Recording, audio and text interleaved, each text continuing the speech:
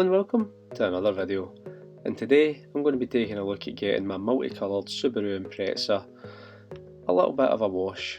It's been sitting in the driveway, it's gathered a bit of moss, the birds have knocked it off the roof, landed on the car and it's getting stuck to it. There's a few bird poops and stuff like that on it as well, so I just want to get it tidied up. And what am I going to use to give it a wash? I'm going to use this. It's a cordless pressure washer. Now, I didn't buy this, it wasn't sent to me.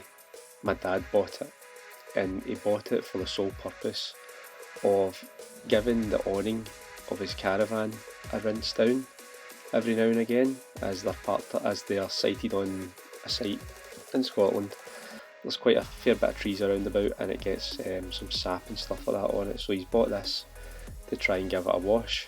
And I thought, well, this is a great opportunity to see, is this worthwhile? Somebody who lives in a flat going out and purchasing, that doesn't have access to an outdoor tap or outdoor electricity to run a regular pressure washer.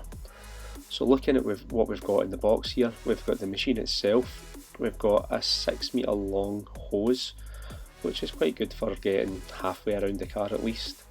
It comes with a little hose here which actually it screws onto a bottle so that you can attach a bottle of water to the pressure washer, and then you've got a brush and a snow foam lance.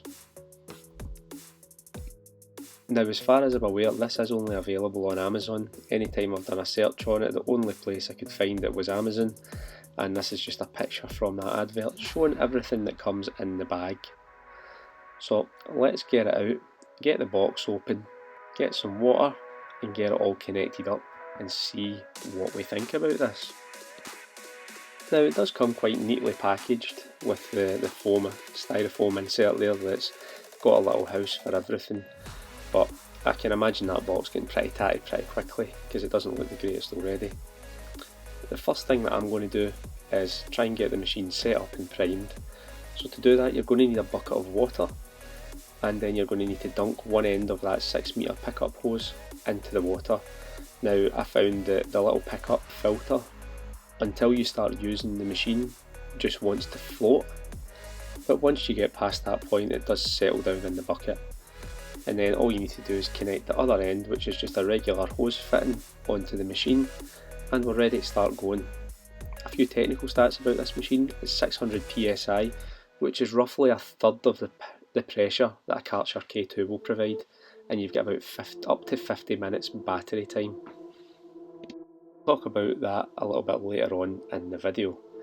So at the moment I've got the hose all connected up, I've got the machine all connected up, very similar to your Karchers, your Nilfisks. It is just a push in and twist to connect the extensions, and then just pull the trigger and let the water pull itself through.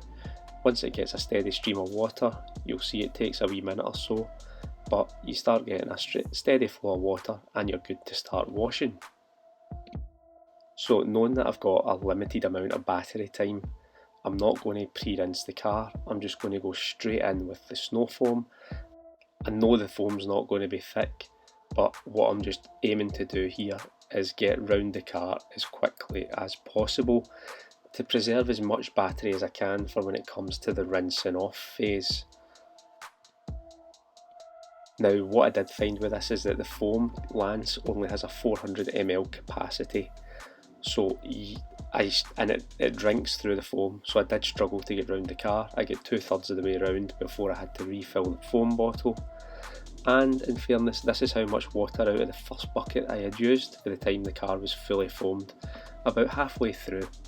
Now that we're on to rinsing off, and the first thing that I noticed was that the adjustable nozzle, although it was adjustable, it struggled to stay in the same position. So when I got it in a fan width that I was happy with for washing the car, I almost had to, you can see me keeping my hand on it there, I felt as though I had to hold it because I didn't want it to just snap shut, because I felt that every time I twisted it, it was kind of turning back. But after a little while it did stay open eventually, and I could take my hand off of it. And then I felt like this was a bit of a race. I was racing through trying to get the foam off the car and trying to get the pre-wash stage done as quickly as possible. But as you can see, the pressure washer, at this point we're hoping that the chemical's going to do the work, and the pressure washer's just there to provide a little bit of assistance to get any kind of stubborn dirt off, and it seems to be doing an okay job so far, until we get to this next point. An eye on the hose there, we're starting to get a little bit stretched, and with the water level coming down in the bucket, what happened was I pulled the hose a little bit too far, as you can see it uncoiling itself here, and the filter came out of the water. The second the filter comes out of the water and you get a bit of a kind of airlock in there, you lose all your pressure. You need to go back, you need to make sure you're fully submerged in the water, and again you're sitting there for a minute or so waiting for that pressure to kick back in to get you your pressure. And all in my mind, all I'm thinking is, this is just eating into my battery life in terms of, am I going to get around this car at the moment before the battery runs out? Actually though, it did kick back into life, and we could get on with rinsing that snow foam, that pre-wash, off the car, trying to get it as clean as possible for the contact wash. But you do forget that you're using a bucket of water to clean the car, and inevitably I ran out of water. So by the time I'd ran out of water in that first bucket, this was how much soap or snow foam was still left on the car. So I had to go and refill the bucket and then go and finish rinsing off. In light of I only have 2 big buckets like that, and one of them was using water for the pressure washer, I decided to go down what some would call the American route of applying some shampoo to the car. So instead of filling up my other bucket with shampoo, that was going to be my rinse bucket, I've put the shampoo into the snow foam lands, and I'm just going to coat the car in shampoo. I'll use my rinse bucket to rinse out my wash mitt, and then smash round the car, getting it all washed and giving the pressure washer a little bit of a break while I do the shampoo stage. Now, just while I'm running through the cleaning of the contact wash phase of the car here, let's talk about some technical information that you get with this. I've already mentioned it's got 600 psi, or a claimed maximum pressure of 600 psi, which is about a third of the pressure of a Karcher K2. Nothing fantastic, but manage your expectations. It's a portable battery powered pressure washer. How much PSI are you actually going to get? It comes with a manufacturer's guarantee, the endurance time of a claimed 50 minutes.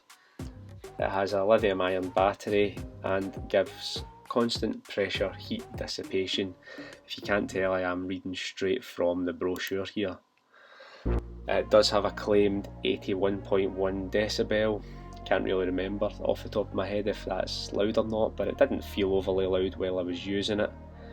And we get 1.1 gallons per minute. However, we will test that out a little later in the video. Now, as you can see, I've moved on to the rinsing phase, which is going to be the last phase of this wash, and it's just about getting all the soap off the car at the moment to allow it to get nice and dry without leaving any nasty water soapy spot marks on the car. I found that this rinsed off no problem, apart from the issue which most Subarus have, is that they seem to have loads of little intricate areas where soap does get left in them. However, I feel that the car came up nice. I did feel like I was running a little bit of a race against time to get it done. Probably the quickest car wash that I've ever done, but in all honesty, it came up okay. In all in, I used about 4 buckets of water to get the car washed using the process that I done. So what I'm doing at this point here is I'm going to measure how much water this pressure washer can produce in 1 minute. So I ran the pressure washer for a minute there against the clock, and I'm now just going to measure how many jugfuls of water it can take in a minute, and we'll add it up and see if it's anywhere near the 1.1 gallon per minute claim. So with this being a 700 milliliter capacity cup, I ended up working this out to take around about 2.6 litres of water, with a standard gallon being 4.5 litres of water. I would say it's probably about at least 1.5 litres to 2 litres off of that 1.1 gallon per minute claim that they've said. So let's look at some of the costs involved in purchasing the Fixnow 300E. For the machine itself, you're going to be looking at £170 is the cheapest that I've been able to find from Amazon. This gets you a 30 to 50 minute inbuilt battery life and approximately 1/3 of the power of a Karcher K2. Now if you wanted, you could upgrade that to the Fixnow 500E, which for an extra £19 gets you a similar 30 to 50 minute battery life, but it's external, which means that you can change the battery when the power dies. It also has about 100 psi more power than the 300E at its most powerful setting, of which it has 3 of, so you can be a little bit more economical, turn the power down for rinsing phases, so that you're not using up as much battery life. For me, if I was spending £170 on a cordless pressure washer, I would take the hit and I would spend that extra £19 and go for the 500E over the 300E. So at the start of this video, I mentioned if you live in a flat, is this the answer? If you don't have external power or an external tap, and to answer that question is, it depends. Are you somebody who enjoys washing your car, who likes to take their time and be methodical about it? You'll probably run out of battery before you get the chance to finish it. However, if you're somebody that just wants to get out, give your car a quick wash, a quick rinse down, then you could quite possibly win the race against time before the battery dies on this. I did. The car came out well and it was looking good at the end. If you are interested in a product like this, I'll leave a link in the description to the 300E and the 500E and you can decide for yourself. If you have made it this far into the video, I would just like to say thanks for watching. If you enjoy the content, hit that like button, consider subscribing if you're not already a subscriber, and as always, I'll see you on the next one.